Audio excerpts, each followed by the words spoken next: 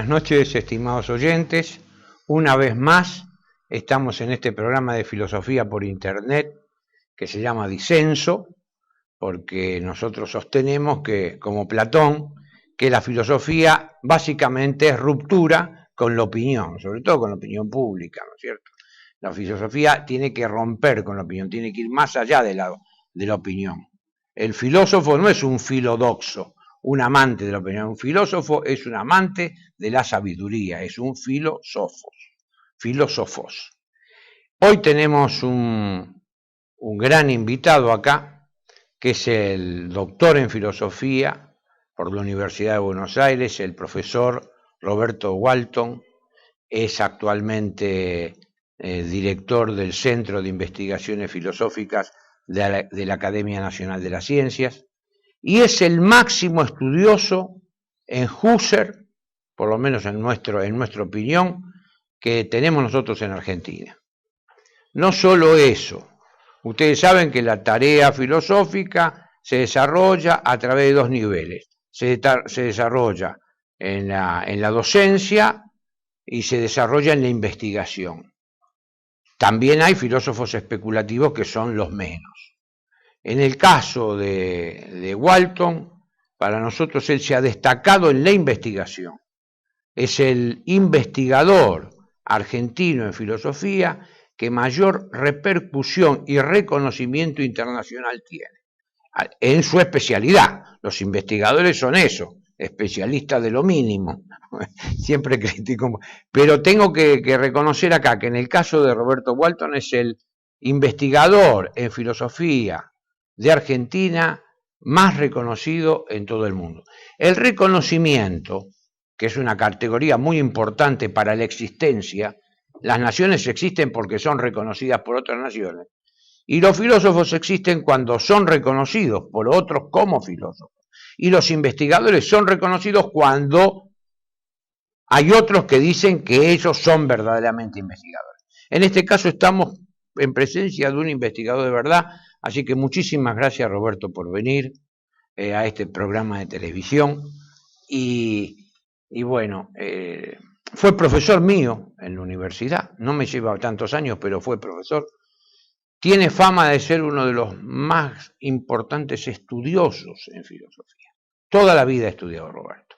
Fíjense que todavía no ha dicho una sola palabra. Esperemos que hable.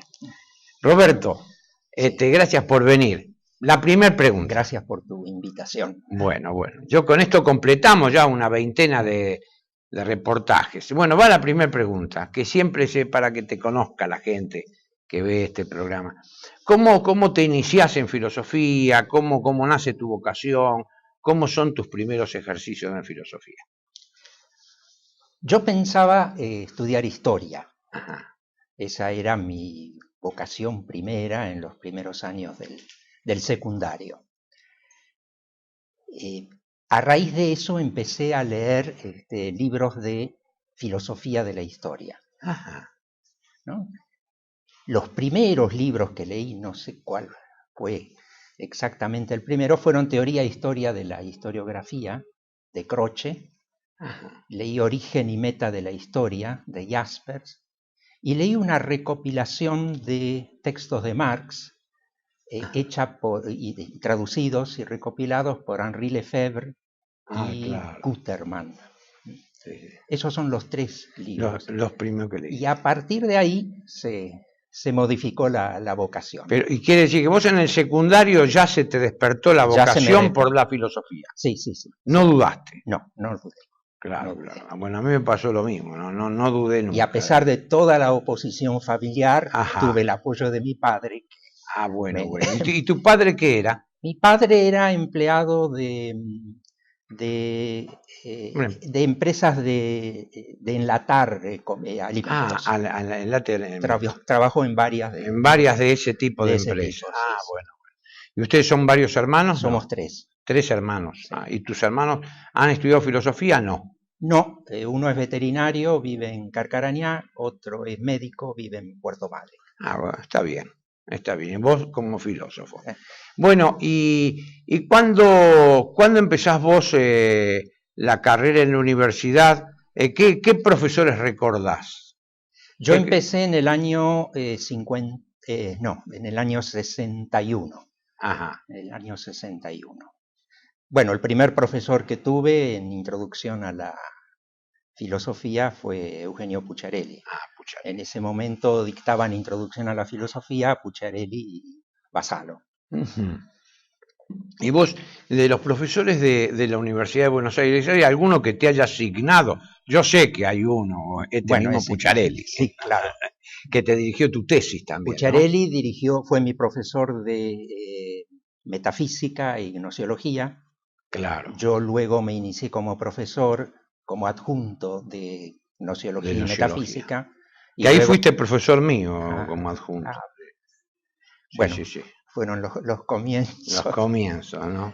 Sí, recuerdo naturalmente a Pucciarelli, que fue el director de la tesis, de licenciatura primero y de doctorado después.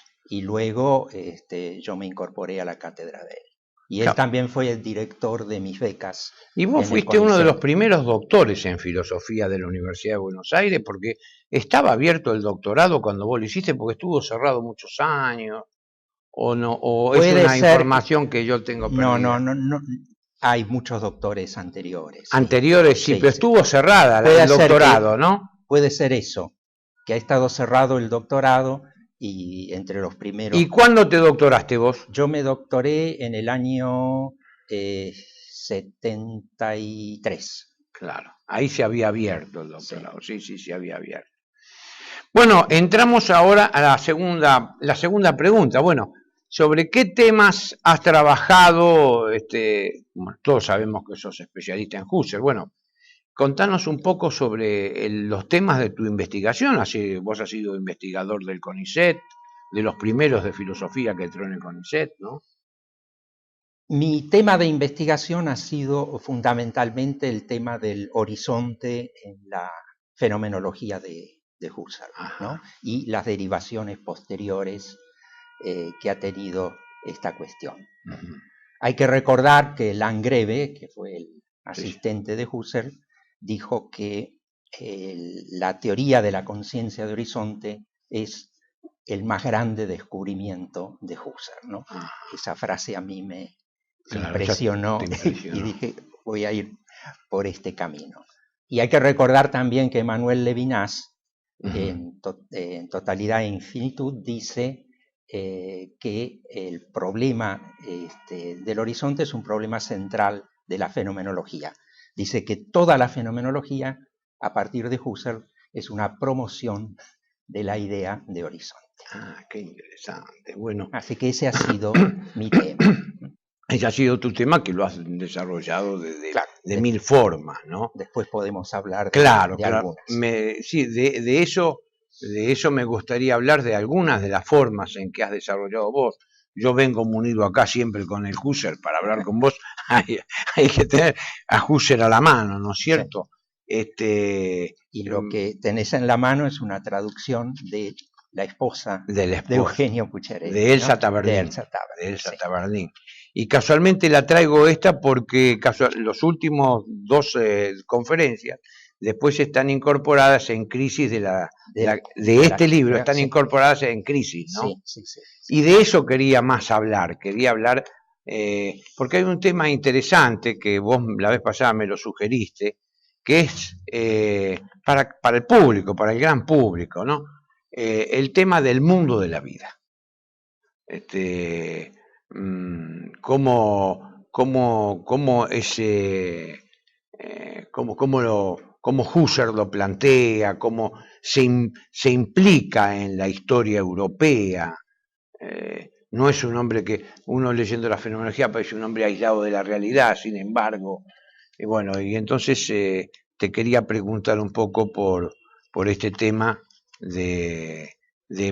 bueno, uno de los aspectos del horizonte, de la idea de horizonte, es el mundo de la vida. Es uno de los aspectos del tema del horizonte. Sí, y probablemente sea el aspecto más englobante, ¿no? Porque a partir de la explicitación del mundo de la vida podemos encontrar diversas manifestaciones de la horizonticidad, ¿no? El mundo de la vida es el mundo de la percepción, el mundo intuitivamente captado, el mundo en el cual nos desenvolvemos prácticamente, ¿no? Es el mundo de nuestra cotidianidad. El que heredamos también, Es ¿no? el mundo que heredamos, naturalmente el mundo de la vida tiene una dimensión histórica. Claro, claro, sí. Es una herencia de generaciones pasadas, ¿no? La que caracteriza nuestra vida en el mundo de la vida. La idea de Husserl es contraponer este mundo percibido, este mundo práctico, ¿no? Al mundo de las idealizaciones. Claro.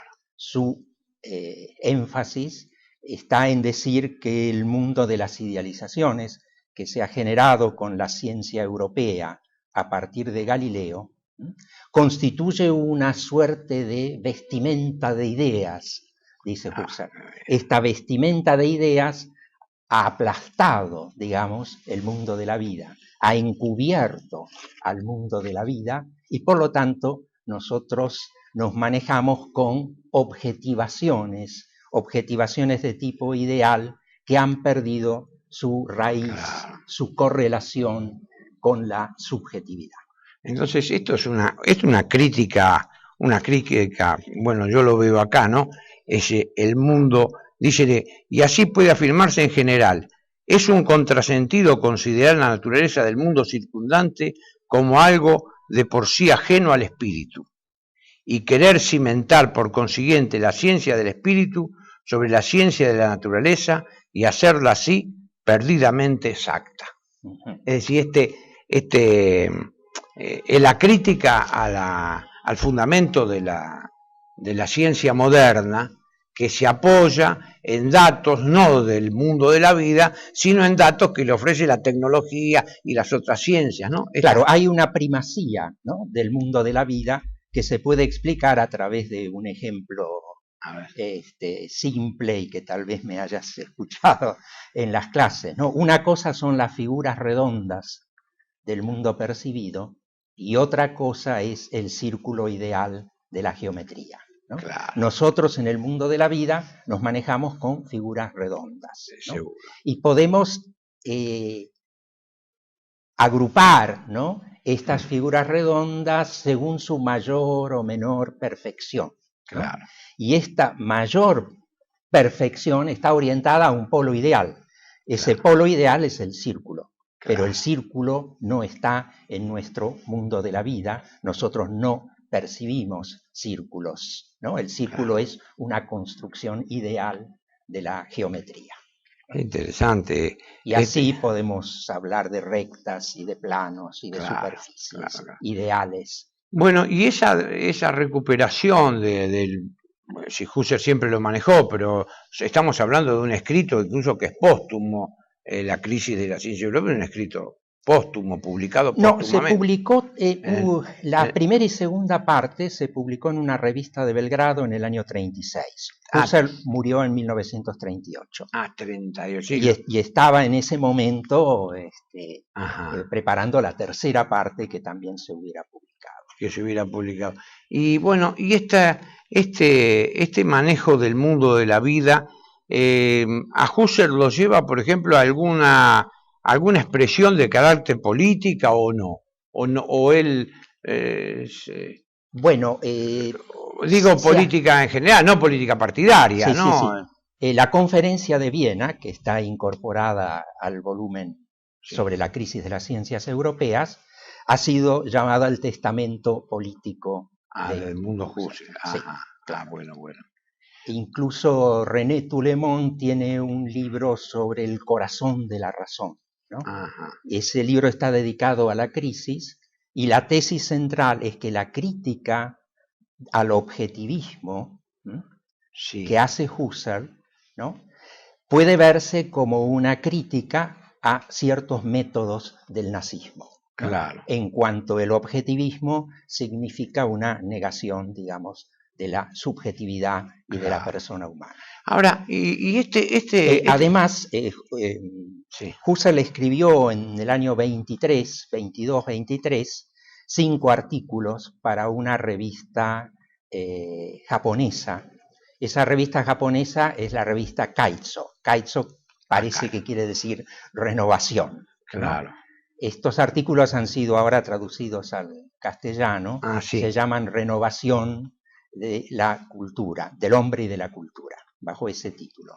Y ahí Husserl empieza diciendo que tiene que haber algo nuevo, tiene que nacer algo nuevo. Claro. Es una crítica a la situación europea luego de la Primera Guerra Mundial. Algo nuevo tiene que nacer, ¿no? Bueno, eso formaba parte de todo un tema de una escuela de pensamiento, es decir, en la renovación también hay escritos de Scheler de la época donde habla también de la renovación de la clase dirigente europea, ¿no? Hay un escrito de Scheler sobre la época de la nivelación. Sí. Entonces la época esta de la nivelación salió publicado por Nova también, que decía Pucciarelli, claro, que se llama Metafísica de la Libertad. Creo que es Metafísica de la Libertad el título general. El título general, y ahí está esa conferencia donde dice, nosotros tenemos que renovar toda la clase dirigente para que sustituya a esta clase que nos ha llevado a una guerra mundial. Ni siquiera estaba pensando en la Segunda Guerra. Ese documento eso tiene que ser también de la época de la época de Husserl, el tema de la renovación. Ahora, la idea de nivelación, ¿no? Tiene un fuerte parentesco con la idea de homogeneización, claro, y de objetivación, ¿no? que está detrás de las reflexiones de Husserl. De Husserl. Bueno, vamos a hablar un poquito, ahora vamos a hacer una pausa y hablamos un poquito sobre el tema de la idea de homogeneización, porque es una de las categorías que a mí más me interesa hablar con filósofos, porque nosotros estamos en una época que nos homogeneiza bastante. Sí. Hablamos de ese tema en el próximo bloque. Bueno. Bienvenidos a CEPA, Centro de Estudios del Pensamiento Americano. Nuevo sitio web de cursos de formación en política, filosofía, historia, literatura, geopolítica, religión, psicología y más. Cursos de formación que reflejan el verdadero pensamiento americano. Lo invitamos a elegir el curso de su agrado ingresando en www.cepa.la.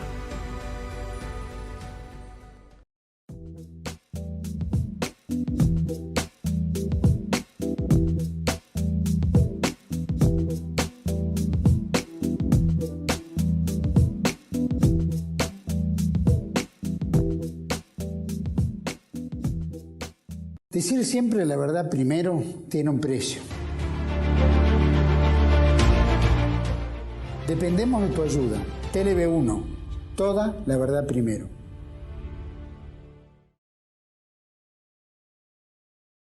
Bueno, seguimos acá con el profesor Roberto Walton, este gran investigador en Husserl y buen amigo también, que es un hombre de Villa Urquiza. No es bailarín de tango, pero él sigue en su Villa Urquiza natal, ¿no es cierto? No, natal no. ¿No? Nací en Rosario. Es cierto que se naciste en Rosario. Bueno, todos tenemos una desgracia, ¿qué vas a hacer?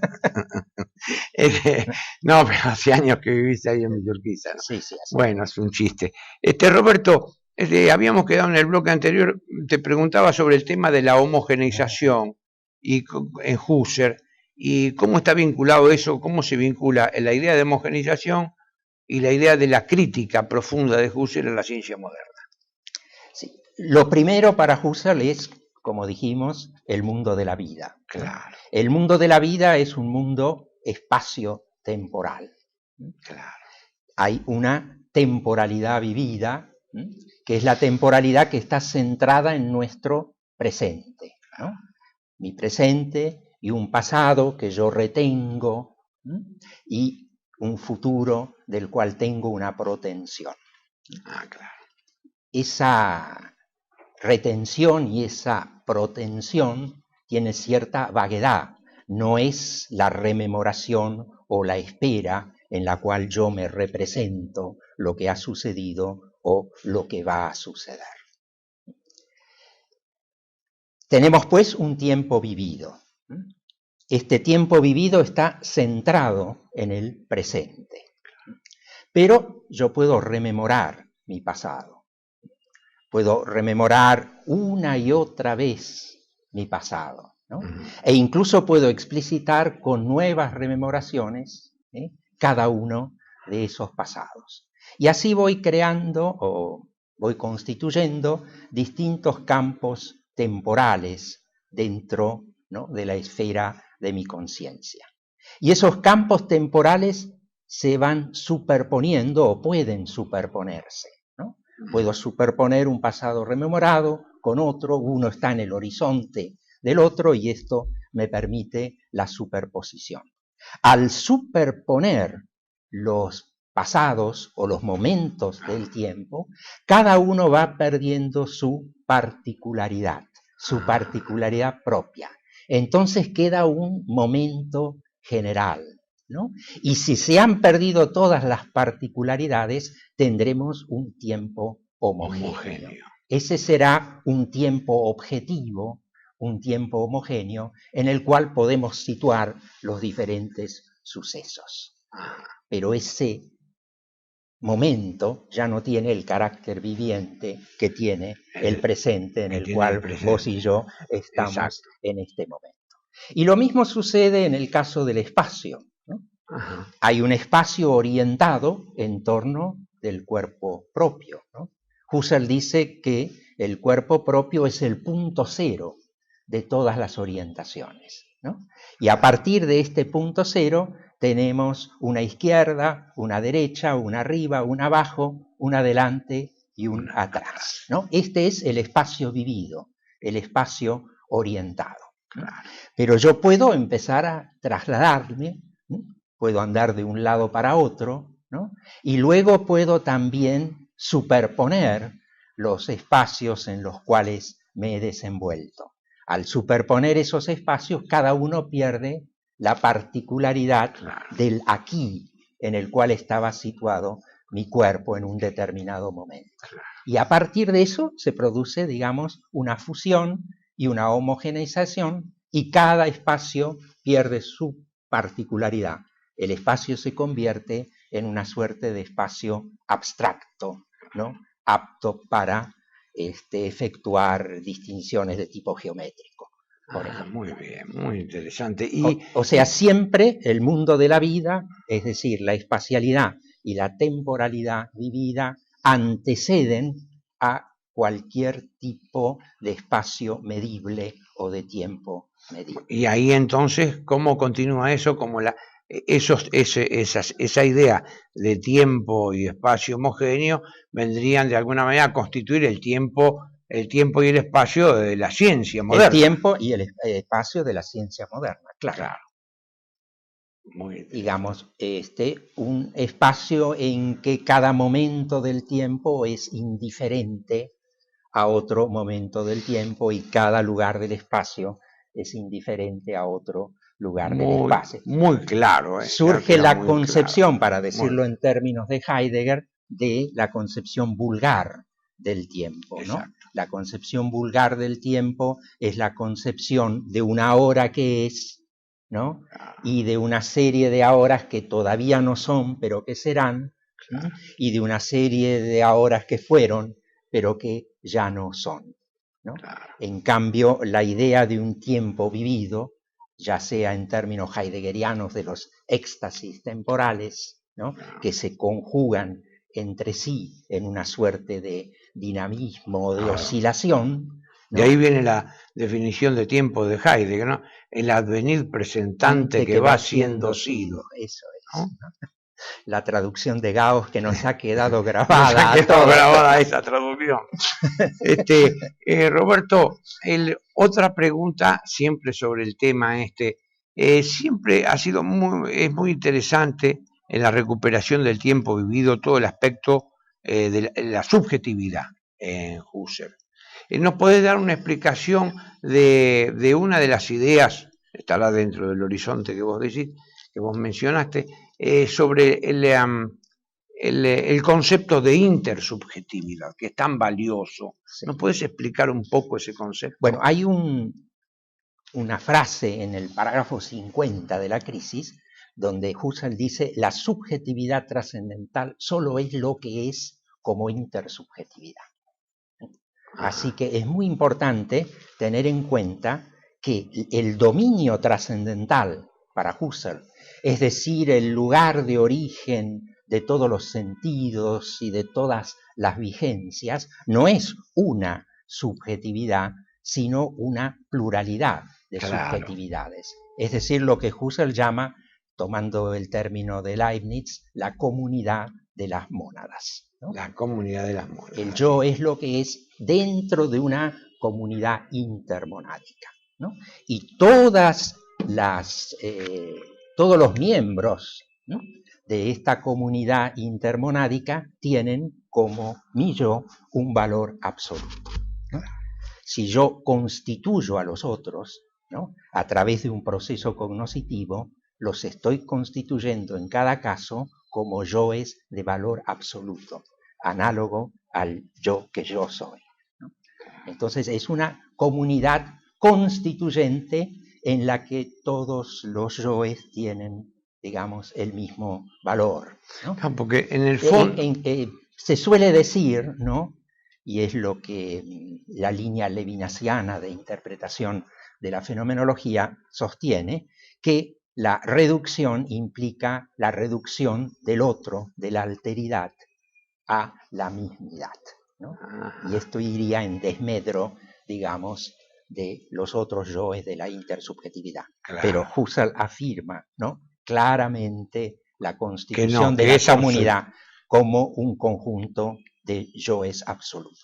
De yoes absolutos, porque veo, por ejemplo, hay una frase, yo tenía acá anotada, ¿no?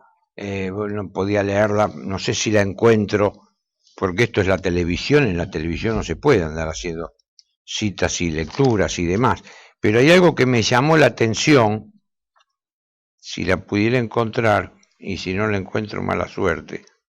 Bueno, la digo de memoria, vos me vas a tener que creer lo que digo. Cuando Husserl dice, bueno, en realidad no hay persona sin comunidad. Es decir, el rescate de la persona, es decir, no hay persona, yo no puedo pensar una persona sin comunidad de personas, ¿no? Esto a mí me parece de una radicalidad y de una verdad a plomo, ¿no? De modo tal que no me parece, bueno, yo por lo que vos decís, no por lo que yo haya leído de Levinas o la interpretación de Husserl, me quedo más con esta interpretación. Es decir, el yo absoluto es la persona, la persona es absoluta, ¿no? Acá no hay vuelta de hoja. No es la anulación del otro, no puede pasar por eso. Pero yendo al tema de la intersubjetividad, yo te hacía esa pregunta porque siempre me ha quedado de Husserl algo muy valioso. Es decir, el criterio de verdad. Recuerdo un profesor de la Universidad de Buenos Aires, jovencito, que era adjunto de Nociología, que dijo un día a las 8 de la mañana, si la verdad, para Husserl, la verdad es una verificación intersubjetiva. No sé si vos te acordás. Sí, seguro. Seguro que es así. Es decir, para Husserl, me acuerdo incluso, bueno, esto es un vaso. ¿Por qué sé que es un vaso? Si está él, otro, estos son varios, comunidad de yo. Primero verifico dentro de mi curso de vivencias, para usar el término husserliano, desplazándome alrededor del vaso, claro, que converjan todas las apariciones del objeto en un vaso, y que no haya una aparición que, como dice Husserl, haga explotar el objeto. Mi teoría, claro. Y después, bueno, yo tengo que entrar en relación con los otros yoes. Y que haya una verificación intersubjetiva. Hay una verificación intersubjetiva, incluso yo puedo ponerme en tu lugar, ¿no? Sí. En tu aquí absoluto, y desde ahí imaginarme mirando el vaso, ¿no? Claro. A ver si en esa fantasía también convergen las apariciones en un mismo. A mí siempre me pareció un criterio extraordinario, como criterio de verdad, siempre lo he enseñado, ¿no? Como criterio de verdad. me parece que es un criterio indubitable, ¿no? El tema de la verificación intersubjetiva. Bueno, el tema de la intersubjetividad es muy importante en Husserl, los tomos 13, 14 y 15 de la Husserliana, es decir, las obras completas de Husserl, que van por el tomo 41, están dedicados específicamente a la intersubjetividad. Y a eso hay que sumarle un material disperso en muchos otros volúmenes. No, el tema era central para Husserl y tiene su culminación en las reflexiones éticas de Husserl, ¿no? A ver, hablemos un poquito de eso. Husserl tiene una suerte de gradación de niveles, ¿no?, en la vida ética, ¿no? Un primer nivel es el de la conciencia ética, ¿sí?, en el que yo decido en función de ciertos valores organizar mi vida como un todo. De modo que los actos no sean contingentes, por así decirlo, sino que estén guiados por una serie de normas. Ese sería un primer nivel, el de la conciencia ética. El término alemán conciencia es en este caso Gewissen, ¿no?, claro, que tiene muchas connotaciones en el terreno de la ética. El segundo nivel es el de la disposición ética, ¿no?, en que ese plan general de vida, que incluye una vocación, se convierte en una habitualidad. Claro. ¿No? El tercer nivel sería el contento consigo mismo, la autosatisfacción, es decir, que todas mis acciones sigan esa habitualidad, ¿no? Claro. Que sean como una suerte de emanación de la habitualidad. Y el último nivel es el de la felicidad. El contento consigo mismo se distingue como paso previo de la felicidad porque yo tengo que hacer frente a las circunstancias, a las contingencias del mundo, al mal de los demás, a los problemas de la naturaleza, a los problemas de mi propio cuerpo. Entonces no siempre tengo éxito, ¿no? Pero si uno el contento conmigo mismo y el éxito, entonces estoy en el terreno de la felicidad. Y esta felicidad tiene una peculiaridad. Yo no puedo ser feliz si todos los demás no son también felices. Es decir, la felicidad tiene una dimensión intersubjetiva, ¿no?, que tiene que ver con el hecho de que en la tabla de los valores que Husserl enuncia, aunque no lo hace con la precisión de un Scheler, en esa escala de valores, el valor supremo es el valor de la persona. Claro, el valor de la persona, que no se realiza sino plenamente en una comunidad de seres medianamente felices, ¿no es cierto? Y ahí Husserl transcribe el pasaje evangélico, ama a tu prójimo como a ti mismo. Ah, mira vos. Una pregunta, sí, pero muchas veces se ha dicho si Husserl, porque así como pasó con Edith Stein, que era una discípula de él, que se convirtió al cristianismo, si Husserl estaba en camino, si se convirtió, ¿no? Como estaba el padre von Beda, que fue el de la Husserliana, que salvó todos los escritos de él y los llevó a Lovaina. Bueno, nunca hemos tenido, tampoco hay mucha gente que sepa estas cosas, ¿no? No, pero sí, es interesante la pregunta porque tiene varias etapas. A ¿no? ver. Husserl conoció a Masaryk, a Tomás Masaryk, que fue el fundador de la República entonces checoslovaca. Fue una especie de mentor juvenil, allá por 1884 más o menos. Le influyó de tres maneras. Primero, le sugirió ir a estudiar con Brentano en Viena. La otra era que los filósofos que realmente valían eran Descartes, Hume y Kant, y que esos eran los filósofos que había que leer. Y la tercera era regalarle el Nuevo Testamento e influir de alguna manera para que Husserl se convirtiera al cristianismo. Eso lo hizo Husserl al poco tiempo, creo que en 1886. Ah, sí. Entonces Husserl se convierte al luteranismo. Claro, que es sí, la parte alemana. La parte alemana, claro. Después, Husserl, desde el punto de vista filosófico, defiende un camino ateo hacia Dios. Ajá. O sea, esta monadología, ¿no?, culmina en una mónada suprema. Claro. La mónada suprema es Dios, la voluntad divina que opera por motivación a través de la comunidad trascendental de las mónadas. Ahora, como Husserl era partidario de una filosofía como ciencia estricta, no podía hacer intervenir elementos provenientes, digamos, de una religión revelada, ¿no? Por eso habla de un camino ateo hacia Dios. Y esa expresión no solo está en algún manuscrito, sino que es recogida por una monja, Adelgundis Jägerschmidt, que había sido alumna de Husserl y que solía visitarlo, y que es una de las últimas personas que visitó a Husserl antes de su muerte, probablemente la última. Y ella ha registrado sus conversaciones, ¿no?, con Husserl. Y Husserl le dice: yo tengo que trabajar para aquellos que no tienen el beneficio de la fe como usted. Yo tengo que convencer a los que no creen.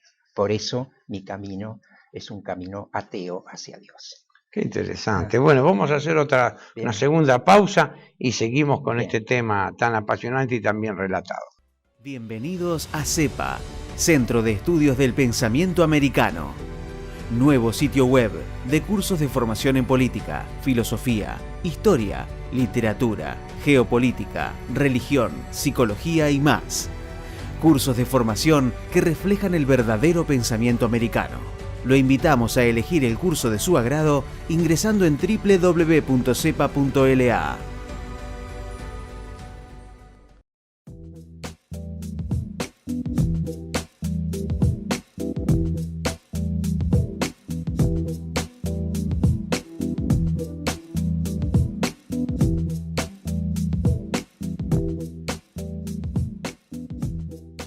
Decir siempre la verdad primero tiene un precio. Dependemos de tu ayuda. TLB1. Toda la verdad primero.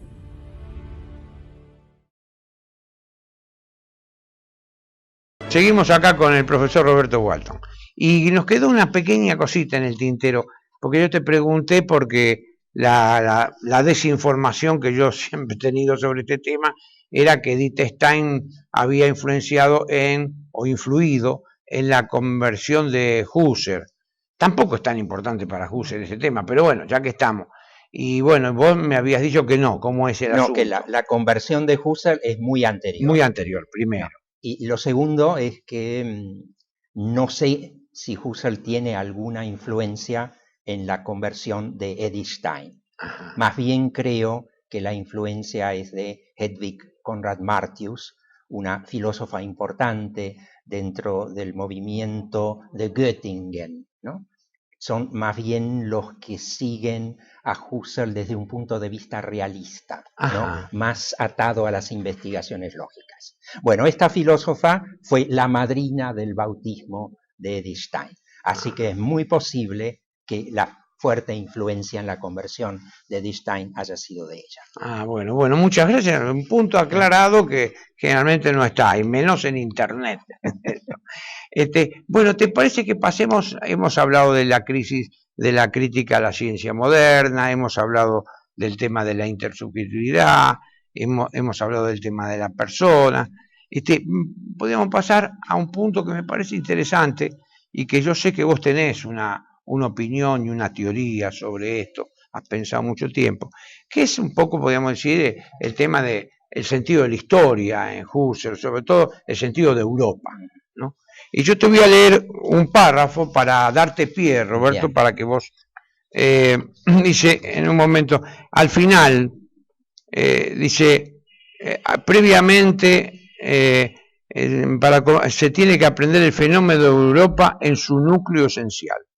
Para poder entender la anormalidad de la crisis actual, debemos poner de relieve el concepto de Europa como la teleología histórica de fines de razón infinito.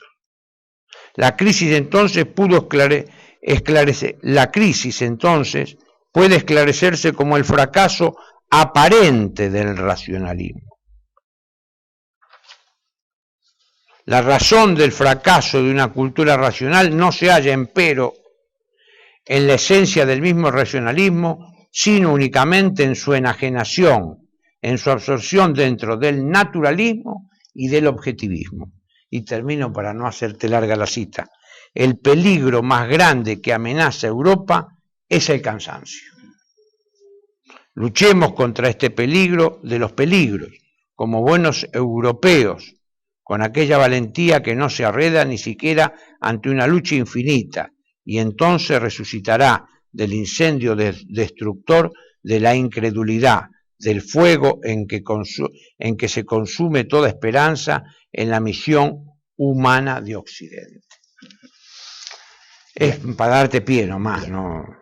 Lo primero que habría tal vez que aclarar es que Europa y Occidente es ahí la filosofía nacida en Grecia, claro, en el siglo VII, VI antes de Cristo, y las figuras iniciales. Hoy, por ejemplo, sería una contradictio in terminis echar a Grecia de la Unión Europea, porque Grecia ha constituido. Bueno, estarían echando el origen en Sócrates y Platón, ¿no? Que en algún texto el creador de la idea de ciencia estricta para Husserl es Sócrates. Es Sócrates. Sí. Además, Husserl dice en otro texto, mi vida y la de Platón son una sola. Ah, qué interesante. Y claro, Sócrates introduce en filosofía la idea de definición, ¿no? Sí.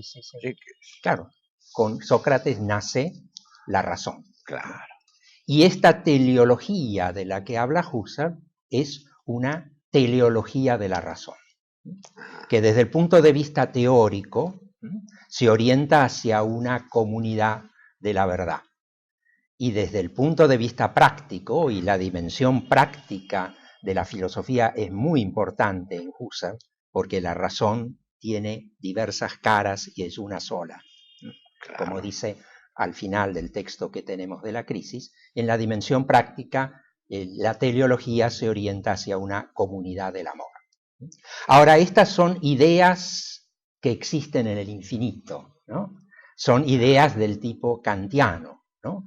hacia las cuales nosotros avanzamos, ¿no? Pero no siempre avanzamos, ¿no? Ahí está el problema del cansancio, claro, que señala Husserl. Es decir, hay una suerte de lucha constante, ¿no?, entre la razón y lo que Husserl en una de las acepciones de destino llama el destino, ¿no? Claro. Ese destino está dado por las contingencias que antes mencioné, es decir, todas esas fuerzas, ¿no?, que luchan contra nuestras posibilidades racionales. Ahora, la teoría de Husserl es que en principio, ¿no?, todo lo irracional puede ser englobado dentro de una racionalidad más amplia y que avanzamos permanentemente hacia, digamos, esos polos ideales. Esos polos ideales no mueven la historia por sí, ¿no? Es la decisión humana en favor de esas metas racionales las que mueve esta teleología de la historia. Y si estamos en el terreno de la historia, habría que decir que Husserl analiza la historia en tres niveles, ¿no? El primer nivel es el de la protohistoria. Ese es el nombre que le da Husserl, ¿no? Esta protohistoria es como una condición de posibilidad de la historia y está integrada fundamentalmente por tres factores. Estos tres factores son la tierra, ¿no?, que es nuestro hogar común, ¿no?, la protogeneratividad, ¿no?, es decir, la cadena de las generaciones, ¿no? Esta cadena de las generaciones tiene, por un lado, tiene un carácter único, ¿no?, pero por otro lado se ramifica, ¿no?, y al ramificarse constituye la motivación, ¿no?, para generatividades de orden superior. Y el tercer elemento que hay que destacar en la protohistoria es el mundo familiar, es decir, nuestro hogar, en el cual aprendemos, ¿no?, que nuestras actividades se orientan hacia fines, Claro. ¿no?, hacia metas, y estos fines y metas, que en el caso del hogar son de alcance reducido, en la historia alcanzarán un alcance mucho mayor. Este es el primer nivel, ¿no?, la protohistoria. Todos los episodios de la historia, ¿no?, son justamente eso, episodios, incidentes de esta protohistoria, ¿no? La historia se caracteriza por una generatividad ya no de tipo, Husserl utiliza el término protogeneratividad, pero se está refiriendo a nuestra vida humana de carácter más biológico, por así decirlo. La generatividad espiritual se asienta sobre esa protogeneratividades del nivel inferior. Se caracteriza justamente por metas de alcance mayor en el tiempo y por englobar a una mayor cantidad de sujetos. Pero apoyada siempre sobre la tierra, sobre la protogeneratividad y el mundo familiar, que permite la incorporación de los nuevos individuos a la historia. Sí. La historia para Husserl es un movimiento de continua constitución de sentido, ¿no? Claro. De institución originaria de sentido, de sedimentación de esos sentidos, de reactivación de los sentidos y de transformación de sentido. Eso es para Husserl el a priori de la historia, ¿no? Claro. La historia, a pesar de todas sus variedades y diversidades, la historia está asentada en la protogeneratividad y es este movimiento de institución, reactivación y transformación de sentido. Transformación del sentido. Ese es el a priori de la historia. Este sería el segundo aspecto. Este sería el segundo aspecto, y el tercer aspecto ya no es el de la protogeneratividad o el de la generatividad espiritual, sino el de la generatividad racional. Ahí está. Y acá viene la teleología que Husserl menciona en este texto. Claro.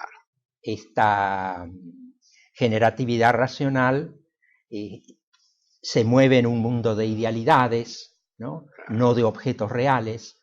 El teorema de Pitágoras yo lo puedo reactivar tal como lo formuló Pitágoras y puedo construir sobre eso, ¿no? Es un mundo ideal de objetos imperecederos en que los anteriores sirven de base para reactivaciones ulteriores. Ajá.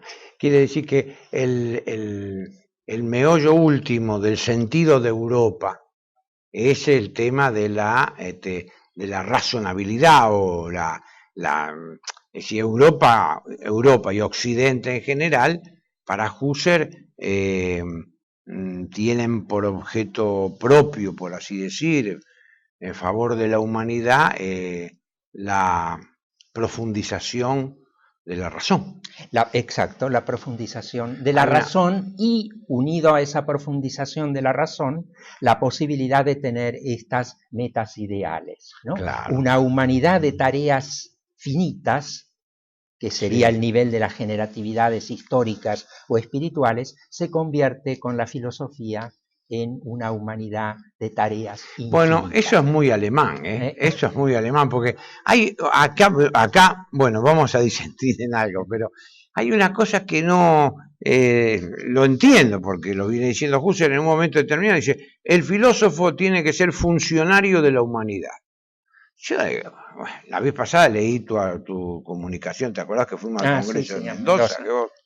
Bueno, digo, pero si Proudhon dice, cada vez que siento humanidad sé que quieren engañar, ¿viste? Cuando hablan de la humanidad. Cuando se muere un tipo que no es nada, que no estudió nada, se muere un filántropo argentino que no, lo único que repartió fue plata y habrá hecho negocio a costilla de los otros, porque decía San Juan Crisóstomo, detrás de toda gran fortuna hay un crimen. Por lo tanto, estos filántropos que tenemos, que no son tantos, que reparten plata. Cuando mueren, te salen en los diarios y dicen maestro de humanidad. Vos decís, bueno, el maestro de humanidad. Es como si él fuera el maestro de la humanidad. Unamuno, en el sentido trágico de la vida, comienza y dice, no me hablen de humanos.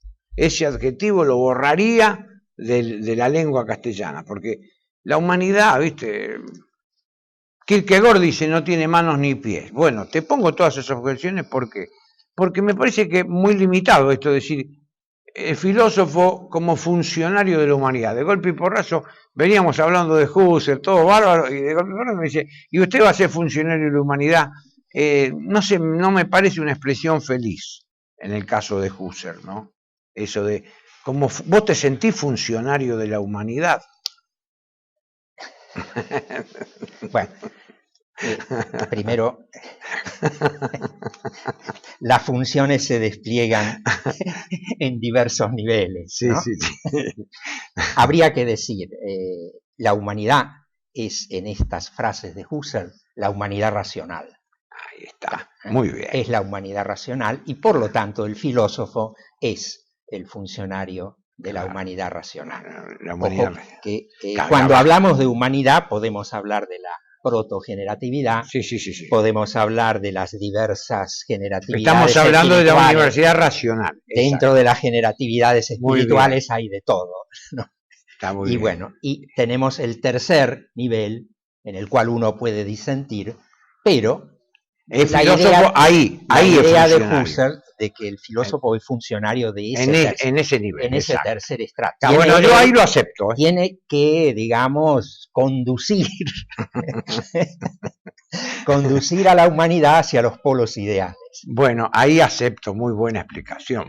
Es decir, hay una, como dije, hay una humanidad de polos infinitos y hay una humanidad finita cuyos polos no tienen, digamos, esa lejanía. La teoría de Husserl es que la filosofía se va a extender, ¿no? Se va a extender en la comunidad de los filósofos, o sea, la filosofía de él, y que la filosofía en general se va a extender a los demás estratos de la sociedad. Eso lo dice en el texto de la Conferencia de Viena. O sea que va a haber como una expansión. Una expansión de la filosofía. Bueno, en ese sentido y ahí tiene el filósofo su función como funcionario. Roberto, bueno, esto ya ha estado bien explicado. Vamos a viene una última pregunta.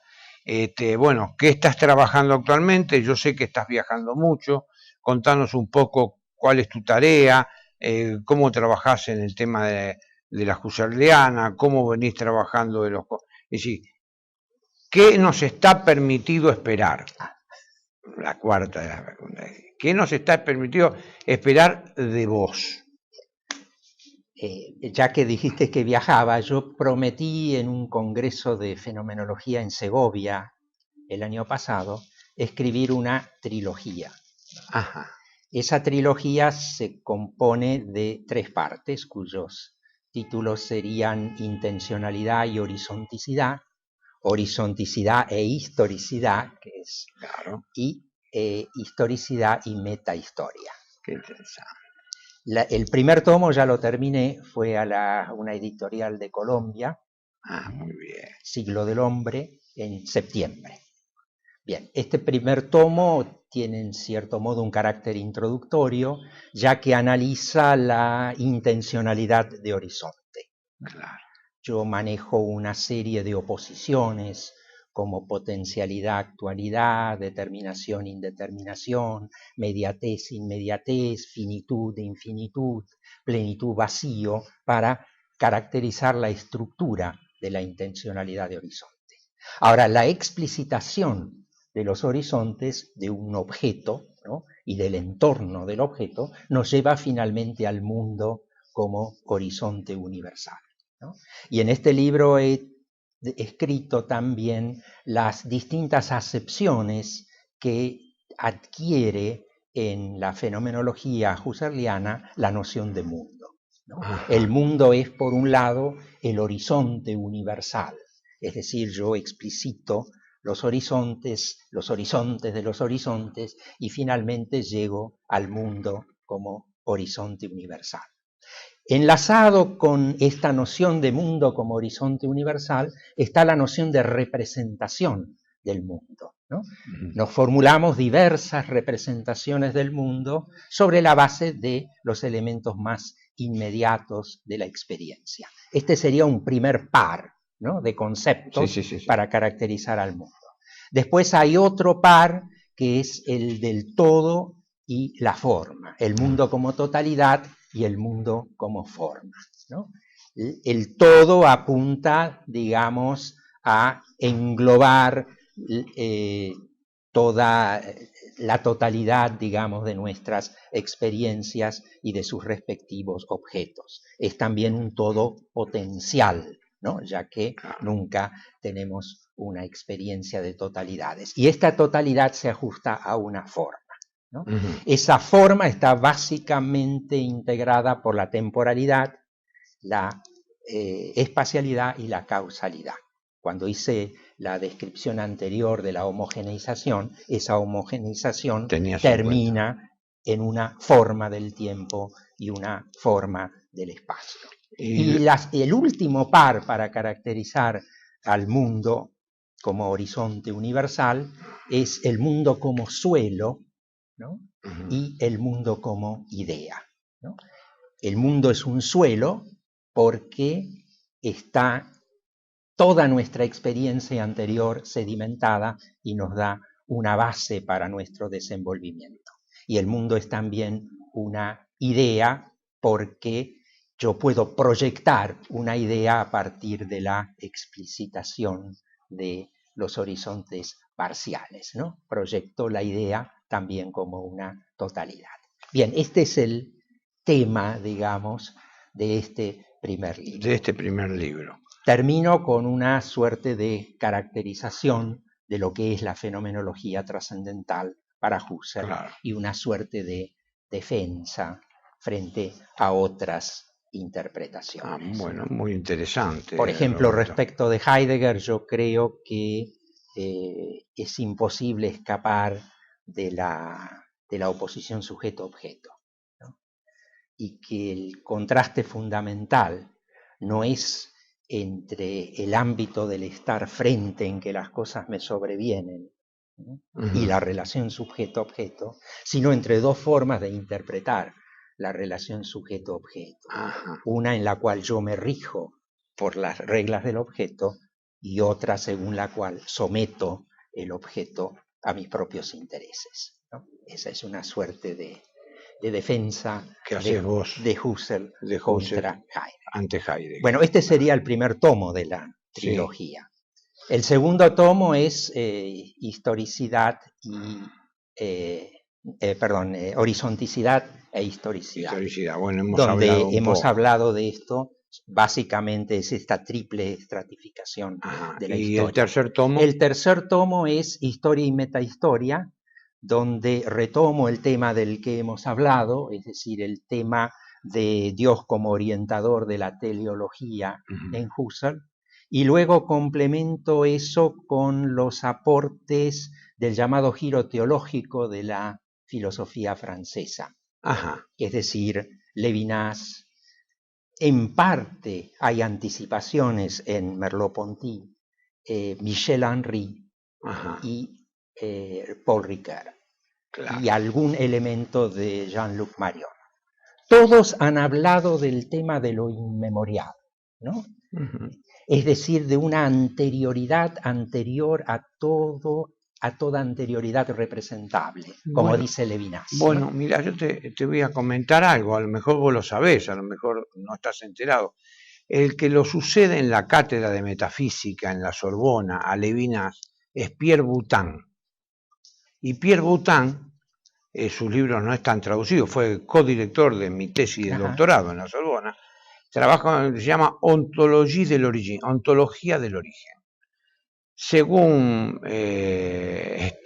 Stirner, que tiene un diálogo él sobre Antígona con Stirner, con este que era de Viena y que ahora vive en Estados Unidos, él tiene hay un libro, ese sí está traducido al castellano, de Antígona, dice que es el mejor tratado el más grande tratado de metafísica de la última mitad del siglo XX. Ontologie de l'origine, ontología del origen, que es la tesis de él, que le dirigió Jean Ball, ese estudioso de Kierkegaard, que dirigió Jean Ball, que también había estudiado fenomenología, ¿no? Sí, tiene muchos trabajos. Él 30 años estuvo trabajando este tema, se llama Pierre Boutin, y se llama Ontología del Origen, donde se ocupa también de todo este tema originario, protohistórico, que del que vos hablás.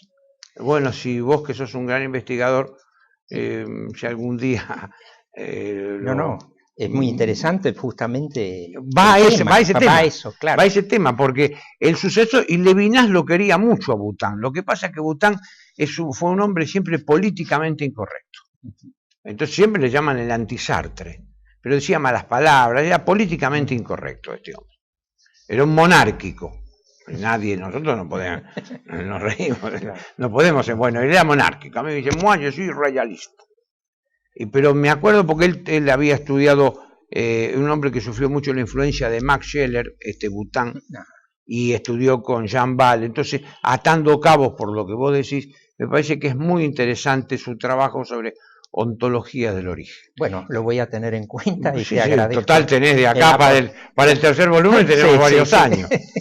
Roberto, bueno, tengo que agradecerte esta entrevista que se ha pasado tan rápidamente.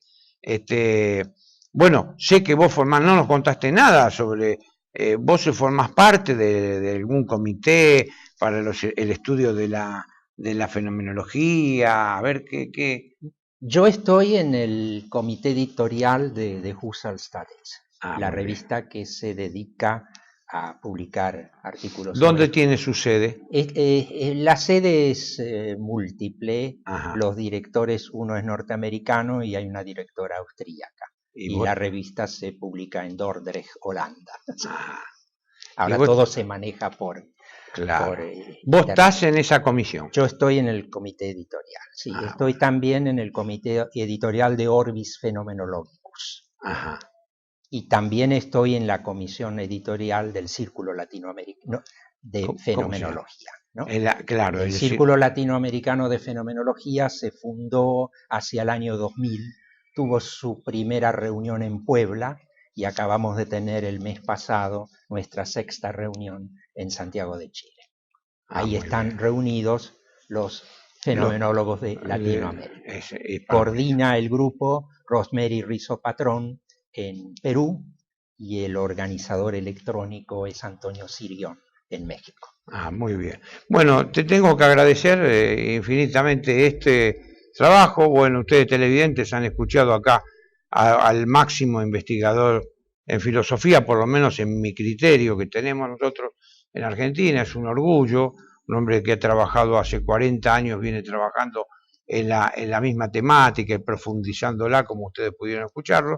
Así que bueno, con la entrevista acá al profesor Walton damos por terminado este primer ciclo de 20 y tantas reportajes para gente que hace filosofía en Argentina en el 2012. Muchas gracias. Gracias.